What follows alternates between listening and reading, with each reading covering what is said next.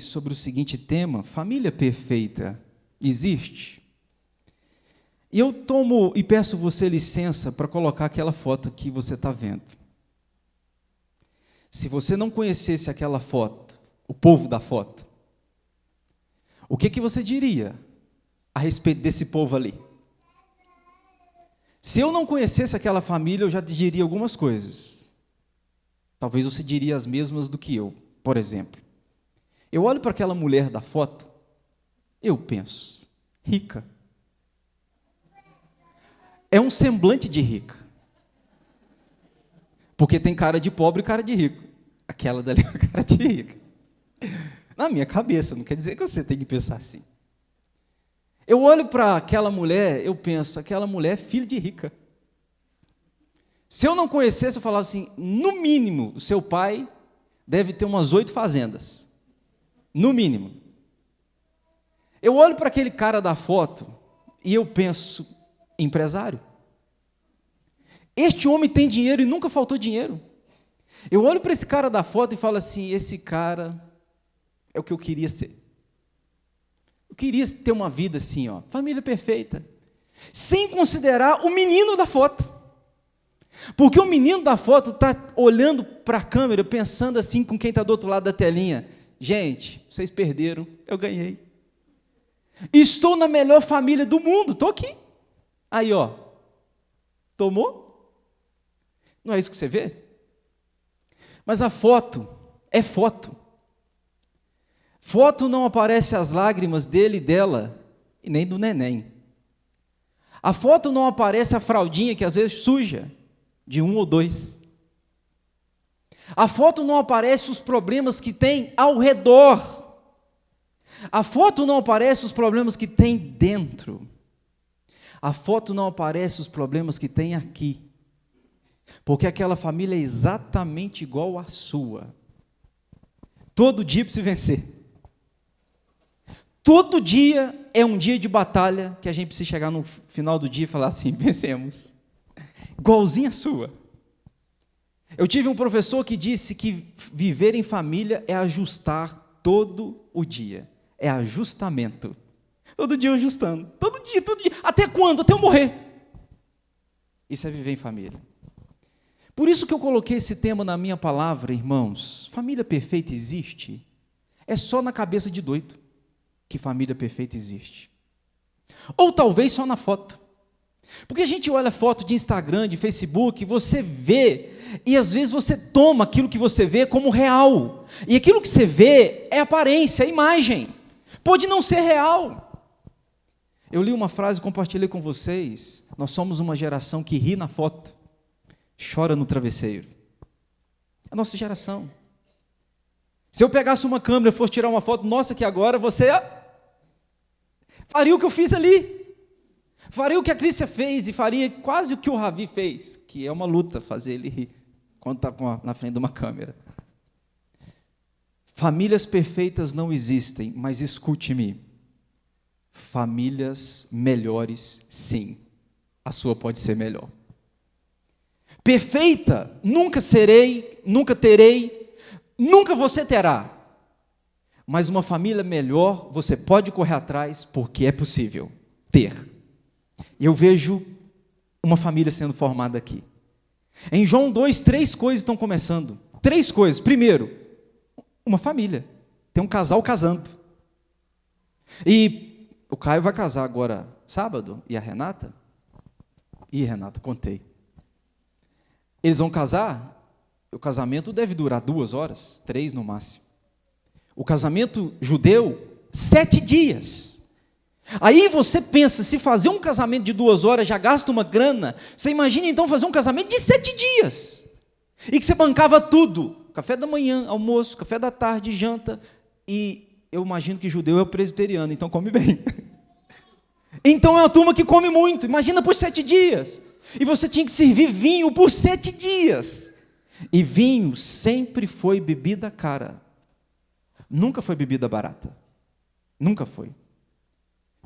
Está iniciando aqui uma família. Segundo, está iniciando o ministério de Jesus, é o primeiro milagre dele.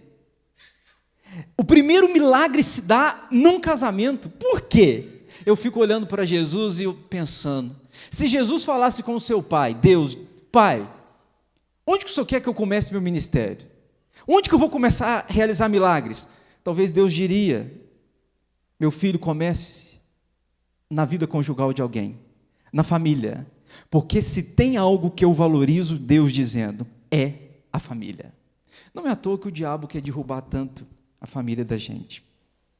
Aqui você vê o início de uma caminhada conjugal, você vê o início do ministério de Jesus e você vai ver o início da caminhada dos discípulos com Jesus. Até agora não eram 12.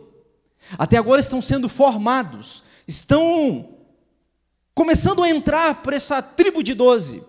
Só para você ter ideia, aqui já tem Jesus, já tem João, já tem Pedro, já tem André, já tem Filipe e Natanael. Até agora são 6. Vão ser 12, mas até agora são 6. E Jesus começa o seu ministério transformando naquele casamento água em vinho.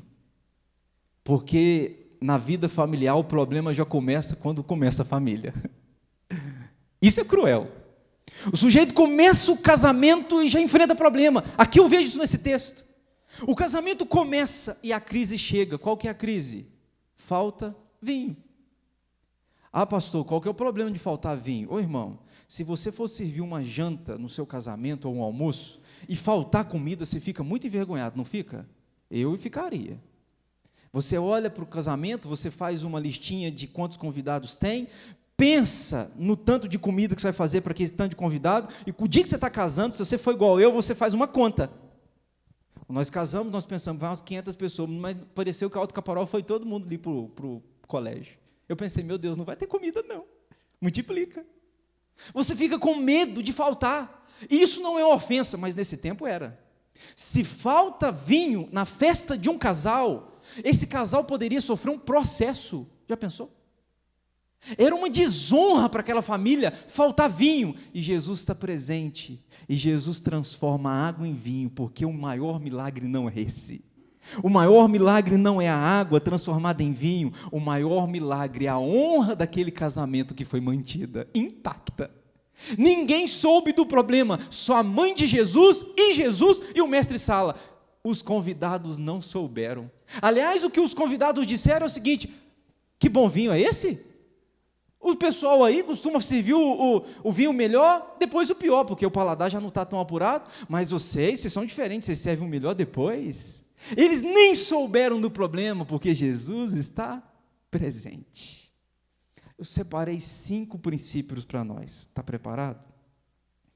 Esses princípios eu vivo dentro de casa, acho que você deve viver também dentro da sua. Primeiro, Jesus é a pessoa mais importante para ser convidada para a família da gente. Diz o texto bíblico que, no verso 2, que Jesus foi convidado com os discípulos para o casamento. Eu vejo que às vezes a gente faz uma listinha, né, no casamento, e se você for inteligente, você convida gente que vai dar presente bacana. Principalmente para ser testemunha. Você pensa, vou convidar esse sujeito aqui, que vai me dar uma geladeira. Preciso de uma TV, esse aqui tem grana para me dar uma geladeira, uma TV. A gente faz essas coisas. Se você for mente, tem uma mente igual a minha. Se você for o cara melhor, aí você talvez não faz. Mas o cara pensa em convidar X, Y, e se a família for grande, você tem que às vezes selecionar, para ninguém ficar ofendido. É um problema isso. Quem casou sabe, é um problema. Pois é. Mas será que Jesus entrou na lista do convidado para o seu casamento e para a sua família? Eu amo esse casal, porque esse casal tem crise, mas eles são sábios. Eles vão fazer uma festa de 7 dias, e eles pensam, Jesus tem que estar nela. Jesus precisa estar nessa festa. Ô irmãos, deixa eu te dizer, Jesus é a pessoa mais importante da sua casa. Jesus é a pessoa mais importante da sua vida. Jesus é a pessoa mais importante desta igreja. Ele não é uma pessoa importante, ele não é alguém que de vez em quando tem que estar aqui, não. Ele é a mais importante. Ele é aquele que não pode faltar. Isso vale para a sua casa. E diz o texto bíblico que Jesus está presente ali. Por que eles convidaram Jesus? O texto não diz o porquê, mas eu posso imaginar algumas coisas do porquê. Por que a gente convida Jesus para a nossa família? Porque a gente vive na família da gente problemas que são inadministráveis. O sujeito, ele põe a café, ou tem lavoura, ou é fazendeiro, como meu sogro, fazendeiro. Você domina aquele ambiente, não é verdade? Domina. Mas de repente pode vir uma crise inadministrável, uma crise que você não domina. Os discípulos, boa parte deles, eram pescadores, mas Jesus foi treinar eles, sabe onde? No mar. É no mar que eles tiveram o maior treinamento. Jesus está mostrando o seguinte: onde vocês mais dominam, é onde vocês vão ver que vocês são mais frágeis. Por que eles convidaram Jesus para o casamento? Porque vem crises no casamento, na família, no dia a dia da gente, que a gente não consegue administrar. Se eu não consigo administrar, eu preciso de alguém que saiba, alguém que seja capaz. Quem? Você? Quem? Pastor? Quem? Padre? Não. Só Jesus. Ele administra todas as crises inadministráveis por nós. Ele faz, e faz com excelência. Por que eles convidaram Jesus? Porque na vida familiar, a gente decepciona um ao outro. Qual de nós dentro da nossa casa nunca decepcionamos alguém? É claro que já. Eu já, você já, nós decepcionamos um ao outro. E porque decepcionamos, precisamos de Cristo, que torna a vida mais quebrantada e amorosa. Talvez esse casal pensou: nós vamos começar uma família e eu já sei que decepções virão. A pessoa de Jesus ali será suficiente para nos ajudar nessas decepções. Por que esse casal convidou Jesus? Por tantas razões, mas eu separei 3. Porque jamais a gente está preparado para a crise, né, irmão? Eu imagino que esse casal, porque naquela época tinha um mestre-sala. O mestre-sala só tinha casais que tinham grana. Casais que não tinham grana não tinha mestre-sala, eles faziam tudo. O casal que tinha grana contratava uma pessoa para administrar. Agora você imagina, o casal tem grana, contrata alguém para administrar e ainda falta vinho, e faltou. Existem momentos que jamais estaremos preparados para a crise. Você pode ter boa grana, você pode ter gente para te ajudar, mas a crise chega. E a gente precisa de Jesus mediante as crises da vida. Mas deixa eu te dar o segundo princípio aqui. O primeiro é esse, que Jesus é a pessoa mais importante, você sabe que é, e eu quero que você o convide para a sua vida, para a sua família. Segundo, mesmo quando Jesus está presente, os problemas acontecem. Há uma canção, eu acho, que diz assim: se Jesus está no barco, vai tudo bem, né? Essa canção precisa de ser reavaliada. Se Jesus está no barco, o barco pode sofrer vendavais. Se Jesus está no barco, o barco pode passar por tempestades. O que é certo se Jesus está no barco? É certo que você vai chegar do outro lado. Aleluia por isso. O que é certo? É que ele diz: eu estou presente, ventos virão, tempestades virão, mas fiquem tranquilos que do outro lado vocês chegarão. Mas crises virão. Tem muita gente que pensa equivocada, eles acreditam o seguinte: pastor, porque Jesus está, por que eu estou sofrendo isso? Mas meu irmão, Jesus está e você vai sofrer mesmo. As crises só mudam de endereço e de nome. Eu tenho várias, você tem várias, mas isso não significa que ele está ausente, ele está presente. A certeza que temos é que nós vamos chegar do outro lado. E o que é do outro lado para nós? É a eternidade. Um dia, num piscar de olhos, nós vamos passar para lá. E tudo isso, todas essas crises vão ser anuladas, definitivamente, cabalmente, para sempre. Louvado seja Deus. Agora presta atenção no terceiro tópico. Este aqui eu queria chamar a sua atenção. É preciso discernir quando a crise está para chegar. O casamento está acontecendo, faltou vinho, ninguém percebeu, só uma pessoa, só a mãe de Jesus. A mãe de Jesus percebe que falta vinho e ela faz uma coisa que é interessante, dá para a gente aprender com Maria. Maria tem que estar no lugar dela. O lugar de Maria é de serva, o lugar de Maria é de filha, o lugar de Maria é uma pessoa pecadora, tanto quanto você e eu, que precisa da graça tanto quanto você e eu. Ela precisa estar no lugar certo, mas ela tem coisas para ensinar a gente. Ela percebe que acabou o vinho e ela vai a Jesus. Eles não têm mais vinho. Ô irmão, sabe por que muitas vezes as crises vão crescendo na nossa vida familiar? É porque a gente não percebe essas crises com antecedência. Elas vão crescendo, ou eu não as vejo, ou eu finjo que não as vejo. Consegue entender? Crise é melhor resolvida quando você a percebe imediatamente. Perceba os sinais no seu filho, sinais de apostasia. Seu filho pode não estar querendo mais andar com Deus, não está lendo Bíblia, não está orando, são sinais. Ele não quer vir na igreja, são sinais. Perceba esses sinais e ataque esses sinais antes que seja tarde. Porque depois o sujeito cresce, daqui a pouco ele não quer nada de, pastor, eu perdi meu filho. Rapaz, você perdeu seu filho há anos, só que você fingiu que não viu a crise. Sinais que a vida conjugal não está indo bem, são sinais. Você precisa de perceber para resolvê-los. É preciso discernir com rapidez quando a crise está perto. Eu faço uma pergunta para você que tem em sua família: você percebe as crises? Ou você é tardio, demora em percebê-las? Perceba. É melhor perceber antes do que tarde, porque tarde elas ficam maiores. Crises que se adiam são crises que se agigantam. E ficará difícil. Não impossível, mas difícil para vencê-las. Agora escute a quarta martelada, penúltima. Toda família precisa aprender a recorrer à fonte certa e confiar. De novo aprendo com Maria. Ela percebeu que faltou vinho, ela leva até Jesus. Bom, a lógica aqui não é levar Jesus não, gente. Você tem um contratado, tem um mestre-sala. A lógica é: faltou, problema surgiu, mestre-sala, resolva. Mas Maria, inteligente, o problema acontece, ela percebe, ela não faz fofoca não, viu? Ela não conta, acabou o vinho deles. Você viu que fracasso? São ricos e acabou. Não. Ela vai na pessoa certa. E fala uma coisa interessante, ela diz assim: façam tudo o que ele disser. Eu levei o problema para Jesus, eu preciso deixar que Jesus o resolva.